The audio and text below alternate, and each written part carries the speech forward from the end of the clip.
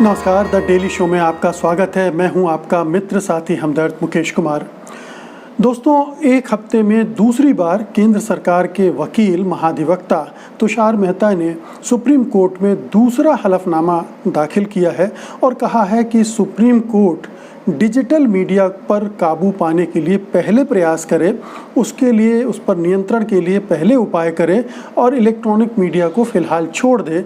Electronic media का ख्याल रख लेगी संसद, वो इस पर कार्रवाई करेगी, क्योंकि डिजिटल मीडिया ज़्यादा ख़तरनाक है, उसमें ज़्यादा ऐसे कंटेंट आ रहा है जो नुकसानदेह हो सकता है, उसमें नफ़रत है, हिंसा है, वगैरह वगैरह है। तो सवाल उठ रहा है कि आखिरकार अभी तक जो सरकार सोई हुई थी डिजिटल मीडिया के कंटेंट को लेकर, जिस पर अभी तक उसने कोई भी बड़ी पहल नहीं की है, वो उसकी चिंता उसे क्यों सताने लगी है और वो क्यों इलेक्ट्रॉनिक मीडिया के बारे में कोई रेगुलेशन हो, कोई उस पर का नियंत्रण लगे, इससे क्यों ध्यान बटाना चाहती है सुप्रीम कोर्ट का। तो ये सवाल हैं जिन पर आज हम बात करेंगे, लेकिन उसके पहले आपसे गुजारिश करेंगे कि कृपया अगर आपको लगता है और वाजिब लगता है कि गोदी मीडिया खबरों के साथ नाइंसाफ़ी कर रहा है, तो आपको स्वतंत्र पत्रकारिता के साथ आना चाहिए, उसकी ताकत बनना चाहिए। सत्य हिंदी की सदस्यता योजना इसी दिशा में एक बड़ा कदम है। इसमें आर्थिक योगदान देकर आप स्वतंत्र पत्रकारिता को मजबूती प्रदान कर सकते हैं। इसके लिए इस वीडियो के साथ दिए गए डिस्क्रिप्शन में जाइए, उसमें एक लिंक है, उसको क्लिक कीजिए और अपनी इच्छा के अनुसार कोई भी सदस्यता चुन लीजिए। हमें उम्मीद है कि स्वतंत्र पत्रकारिता को फलने फूलने लायक बनाने के लिए आप ये कवायद ज़रूर करेंगे। तो आइए शुरू करते हैं, आगे बढ़ाते हैं द डेली शो।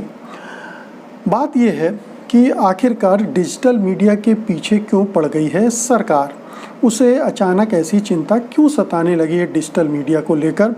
मामला तो सुदर्शन टीवी के उस भड़काऊ प्रोग्राम को लेकर बातचीत का था, सुनवाई का था, लेकिन उसमें डिजिटल मीडिया कहाँ से कूद पड़ा।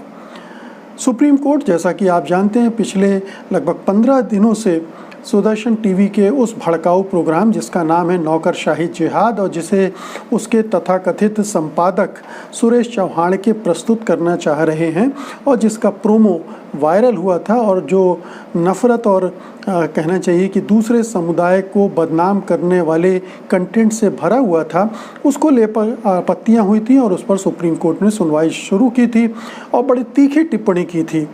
जस्टिस चंद्रचूड़ ने बार बार उस कंटेंट को लेकर सवाल खड़े किए थे और कहा था कि ये एक समुदाय को खलनायक बनाने की कोशिश है, उस पर उसको कलंकित करने की कोशिश है और इस तरह का कंटेंट नहीं होना चाहिए। उनमें उस कंटेंट के बारे में बहुत सारी टिप्पणियां की थी जो आप सुन चुके हैं, उसे मैं दोहराना नहीं चाहता हूं, लेकिन ये ज़रूर है कि स्पष्ट तौर पर सुप्रीम कोर्ट की जो बेंच जिसकी अध्यक्षता चंद्रचूड़ कर रहे हैं, उसने बहुत ही साफ साफ संदेश देने की कोशिश की कि इलेक्ट्रॉनिक मीडिया न्यूज़ चैनल बहुत ही बेलगाम हो गए हैं और कतई जिम्मेदारी से काम नहीं कर रहे हैं। उन्होंने न्यूज़ चैनलों पर चलने वाली डिबेट पर की भी बातचीत की थी और दूसरे तरह के इस तरह के कंटेंट की बात की थी। और यहीं पर चूँकि सरकार भी एक पक्षकार बन गई और तुषार मेहता साहब पहुंच गए हमेशा की तरह और उन्होंने एक नया विमर्श खड़ा करने की कोशिश की, एक नया नैरेटिव गढ़ने की कोशिश की, सुप्रीम कोर्ट का ध्यान बटाने की कोशिश की डिजिटल मीडिया का प्रश्न उठाकर। तो डिजिटल मीडिया का प्रश्न केंद्र सरकार की तरफ से उठाया गया, ना कि सुप्रीम कोर्ट में इस तरह की कोई बातचीत थी, बेंच ने उठाया और ना ही जिन्होंने ये इस प्रोग्राम के ख़िलाफ़ याचिका दायर की थी उनके ज़रिए ही ये सवाल उठा था।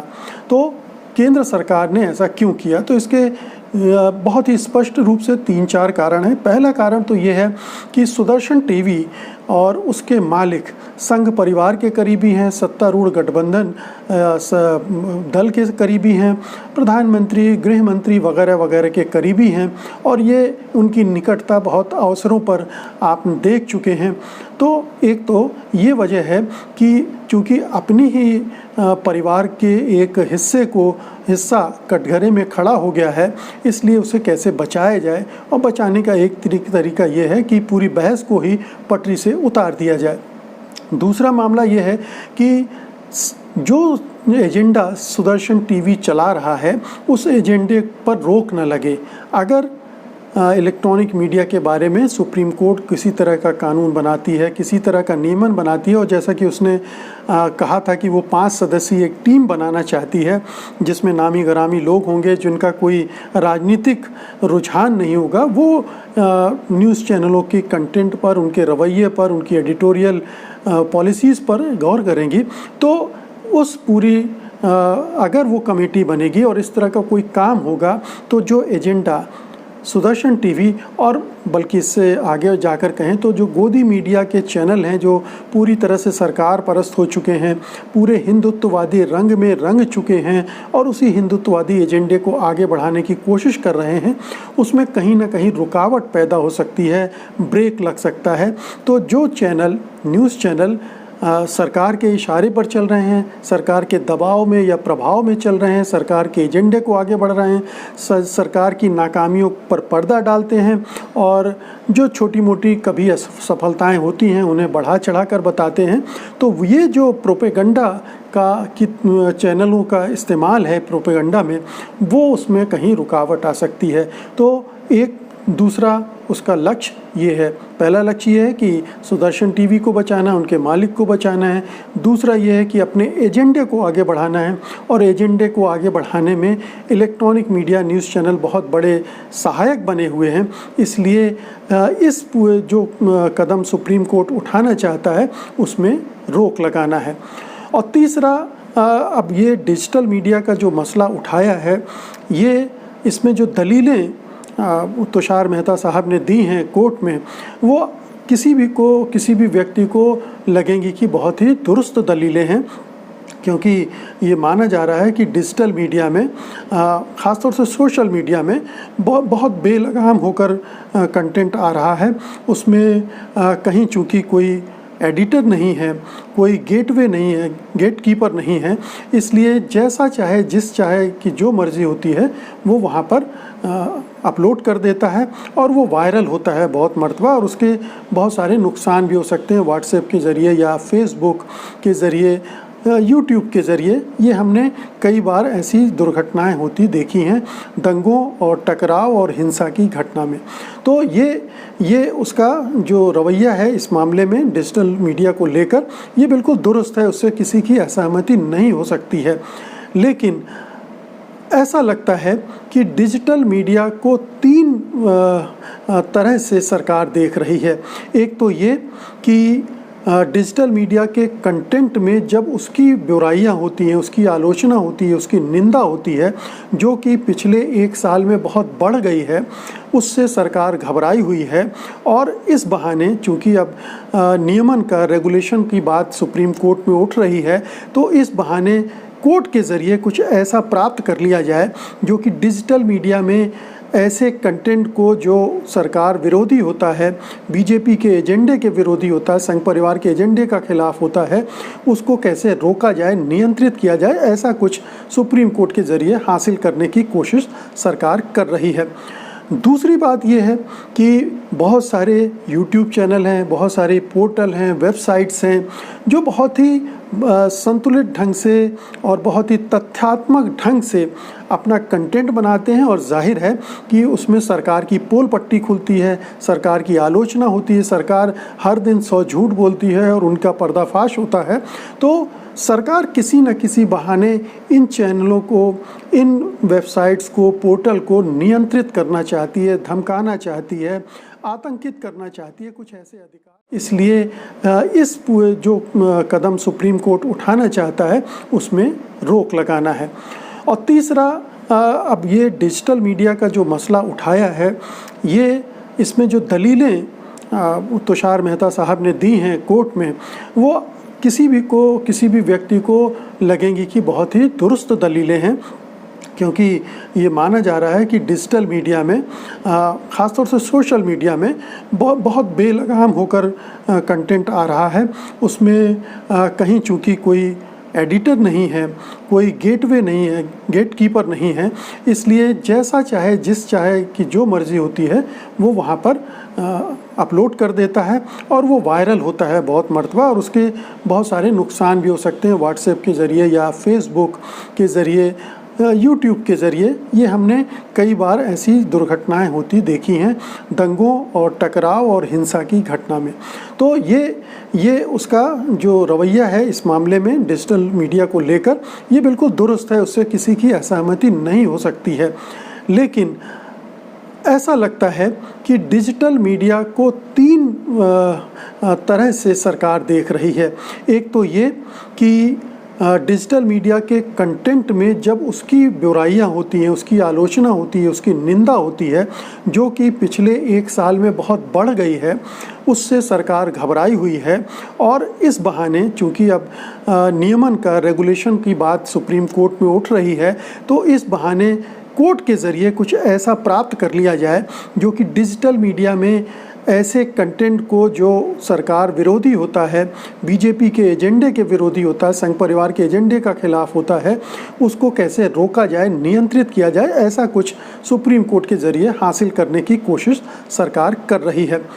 दूसरी बात यह है कि बहुत सारे यूट्यूब चैनल हैं, बहुत सारे पोर्टल हैं, वेबसाइट्स हैं जो बहुत ही संतुलित ढंग से और बहुत ही तथ्यात्मक ढंग से अपना कंटेंट बनाते हैं, और जाहिर है कि उसमें सरकार की पोल पट्टी खुलती है, सरकार की आलोचना होती है, सरकार हर दिन 100 झूठ बोलती है और उनका पर्दाफाश होता है।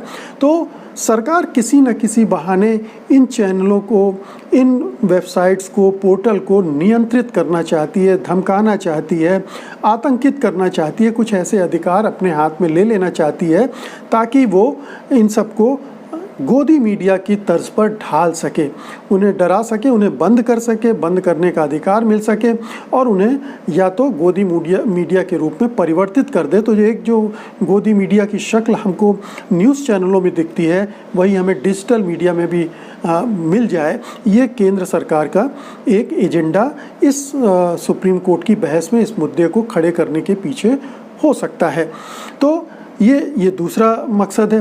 तीसरा मकसद ये है जो कि अगर ये उसका वाजिब मकसद होता कि वो सचमुच में डिजिटल मीडिया को सुधारना चाहती है, तो ये बहुत पहले वो कर सकती थी। अपने तही पर, अपने स्तर पर उसने आज तक कोई भी बड़ा प्रयास इस दिशा में नहीं किया है। क्यों नहीं किया है ये सरकार ही बता सकती है क्योंकि, लेकिन हम उसका थोड़ा अनुमान लगा सकते हैं, क्योंकि अभी तक पिछले 4-5 सालों तक ये सरकार उसका भरपूर दोहन अपने लिए करती रही है। हम सब जानते हैं कि फेसबुक के साथ उसकी साठगांठ है, व्हाट्सएप फेसबुक का हिस्सा है, इंस्टाग्राम फेसबुक का हिस्सा है, तो वो उसका फ़ायदा मिलता है। और दूसरी भी जो सोशल मीडिया के प्लेटफॉर्म हैं, वहाँ भी सरकार का इन्फ्लुएंस बहुत है, और सरकार अपने जो ट्रोल हैं और आईटी सेल हैं उनके ज़रिए भी बहुत प्रोपेगेंडा करती है और निशाने पर रखती है अपने आलोचकों को। तो एक ये जो चल रहा था उसमें कहीं किसी तरह से रुकावट सी आ गई उसको लगती है, और वो नहीं चाहती कि ये रुकावट आए। तो एक कंट्रोल वो सोशल मीडिया पर चाह रही है, वो इस दिशा में काम कर रही है। लेकिन मेरा कहना दूसरा है। मेरा कहने का मतलब ये है कि अगर सचमुच में डिजिटल मीडिया में ऐसा कंटेंट है, फेसबुक में ऐसा कंटेंट है, तो उसके रोकने के लिए सरकार ने अभी तक कोई कदम क्यों नहीं उठाया। अब देखिए कि बड़े बड़े देश, यूरोप के फ्रांस, जर्मनी, इन्होंने बहुत कड़े कानून बनाने शुरू कर दिए। यूरोपियन यूनियन ने कानून बनाने शुरू कर दिए। अभी हाल में ऑस्ट्रेलिया ने बहुत ही कड़ाई बरती है फेसबुक के मामले में। ऐसा कोई कदम हमारी सरकार ने नहीं उठाया क्योंकि उसकी साठगांठ इन कंपनियों से रही है और ये सारा खुलकर सामने आ चुका है। तो ये जो कदम सरकार को तब उठाना चाहिए था, तब नहीं उठाया। अब जबकि ये सारी पोल खुल चुकी है और सोशल मीडिया और डिजिटल मीडिया ऐसा लग रहा है कि एक मजबूत विपक्ष के रूप में खड़ा हो रहा है, गोदी मीडिया के आलोचना भी कर रहा है, गोदी मीडिया को डिस्क्रेडिट भी कर रहा है क्योंकि गोदी मीडिया ऑलरेडी अविश्वसनीय हो चुका है। ऐसी सूरत में वो अब खुद कदम न उठाने की अपनी जो लापरवाही कहिए, नाकामी कहिए, या एजेंडे के तहत वो ऐसा नहीं कर रही थी, अब वो करना चाहती है इस सुप्रीम कोर्ट में इस तरह की दलीलें देकर। तो साफ है कि जो दलीलें केंद्र सरकार की तरह से सुप्रीम कोर्ट में रखी जा रही हैं डिजिटल मीडिया के पक्ष में, उसमें एक दूसरा ही एजेंडा है। वो एजेंडा नहीं है जो वो दिखाने की कोशिश कर रही है कि डिजिटल मीडिया में बहुत ही भड़काऊ कंटेंट है, उसको रोका जाना चाहिए। ये उसके एजेंडे में नहीं है। उसके एजेंडे में दूसरी चीज़ें हैं। उसके एजेंडे में है, पहला तो ये है कि इलेक्ट्रॉनिक मीडिया को अपने प्रोपेगेंडा के लिए खुला रखने की खुली छूट मिलती रहे। अब वो कह रही है कि इसका काम संसद पर छोड़ देना चाहिए। अब सोचिए, संसद में बहुमत आपका है, बहुमत के बल पर आप जैसे तैसे जो चाहे बिल पास करवा रहे हैं धड़ल्ले से, और जब पास नहीं होने होते हैं तो आप पीठासीन अधिकारी हरिवंश जैसे लोगों का इस्तेमाल भी करते हैं, इस्तेमाल होने के लिए वो तत्पर भी हैं। तो इस तरह से कानून बन रहे हैं धड़ल्ले से, उनका दुरुपयोग हो रहा है, संसद का भी दुरुपयोग हो रहा है, कहने का मतलब ये है। तो ऐसी सूरत में जब संसद का भी बेजा इस्तेमाल किया जा रहा है तो संसद इलेक्ट्रॉनिक मीडिया पर किस तरह से कार्रवाई करेगी, कब करेगी, ये किसी को पता नहीं। अभी करना होती तो कर चुकी होती। और ये जग जाहिर है कि इलेक्ट्रॉनिक मीडिया को रेगुलेट करने के लिए केबल एक्ट 1995 हमारे पास पहले से, उसके लिए आचार्य संहिता, आचरण संहिता, नियमावली बनी हुई है, उसको लागू करने की ज़रूरत है। और यहाँ डिजिटल मीडिया के लिए नए सिरे से सोचने की ज़रूरत होगी। तो डिजिटल मीडिया पर की सफाई हो, इसके पहले इलेक्ट्रॉनिक मीडिया की सफाई हो जाए, ये बेहतर होता। लेकिन सरकार ये नहीं कह रही है। सरकार ये कह रही है कि उसका काम छोड़ दीजिए, आप इसको देखिए, उसकी सफाई की ज़रूरत नहीं है, अगर है तो संसद देख लेगी, लेकिन ये सफाई का जिम्मा आप ले लीजिए। तो ये आप सरकार के नज़रिए में एक विरोधाभास भी आप देख सकते हैं कि कैसे वो अपने मतलब की चीज़ों को आगे बढ़ाने और जो जहां उसे लगता है कि उसके स्वार्थों पर चोट हो सकती है उसे रोकने की कोशिश कर रही है। तो पूरा एजेंडा स्पष्ट है। सोशल मीडिया, डिजिटल मीडिया को गोदी मीडिया में तब्दील करना है, गोदी मीडिया के एजेंडे को फ्री रखना है, अपने आदमियों और अपने चैनलों को बचाना है। ये पूरा एजेंडा है। डिजिटल मीडिया के पीछे पड़ने का सरकार का बहुत खुला एजेंडा है और इसे समझने में कोई दिक्कत किसी को पेश नहीं आ रही है। भले ही सरकार इस तरह का प्रदर्शन करने की कोशिश कर रही हो कि वो तो बहुत ही साफ़ सुथरी है और डिजिटल मीडिया की सफाई के लिए सुप्रीम कोर्ट से निवेदन कर रही है।